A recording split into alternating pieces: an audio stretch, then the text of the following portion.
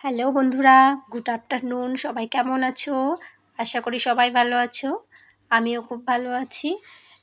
এই যে এখন আমরা যাচ্ছিলাম, এটা কালকের ব্লগ। আমরা গেছিলাম মাসিকে নিয়ে আসতে। আমার মেজো মাসি আসছিল আন্দামান থেকে, তো মাসিকে আনতে যাচ্ছিলাম।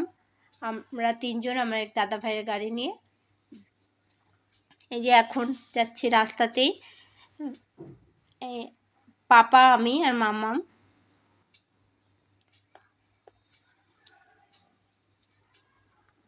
তো মাসি আসছিল আন্দামান থেকে, মাসি একাই আসছিল। আর এই আমরা যাচ্ছিলাম রাস্তাতে।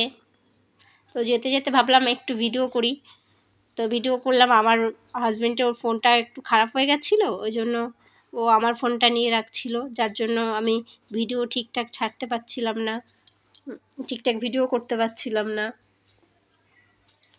এই যে মাম্মাম যেতে যেতে বক বক করতে করতে যাচ্ছে। আর সকালে তো কিছু খায়নি, ও বললো ওর খিদে পেয়ে গেছে, পা তুলে বসে গেছে সামনে। তারপরে তো ও তো বক বক করছিলো, তারপর বলে খিদে পেয়েছে, অনেকটা দেরি হয়ে গেছিলো আমাদের।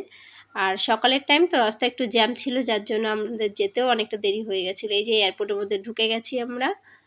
আর এই পাপা গাড়ি পার্কিং করতে যাচ্ছিলো, আমি আর মাম্মাম দাঁড়িয়েছিলাম। তারপরে পাপা আসলো।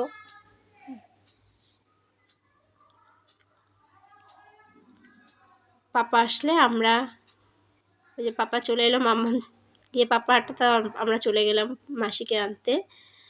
তো ওর খুব খিদে পেয়েছিল, ও বললো যে কিছু খাবে। গিয়ে দেখলাম ও তো কেক খেতে ভালোবাসে, তো কেক ছিল না, ওই জন্য ওরা খাওয়া হলো না। তারপরে মাসি এলো, ওই যে মাসি আসছে।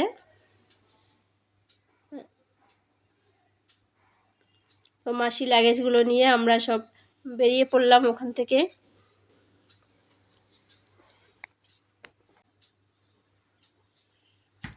মাসি মামামের হাত ধরে নিয়ে যাচ্ছিল। তো আমরা এবার যাচ্ছিলাম গাড়ির দিকে, গাড়ি নিয়ে। এবার মাসি বাড়িতে ফোন করে নিল, সবাই ঠিক আছে টাটা, পরে আবার আসছি আর নতুন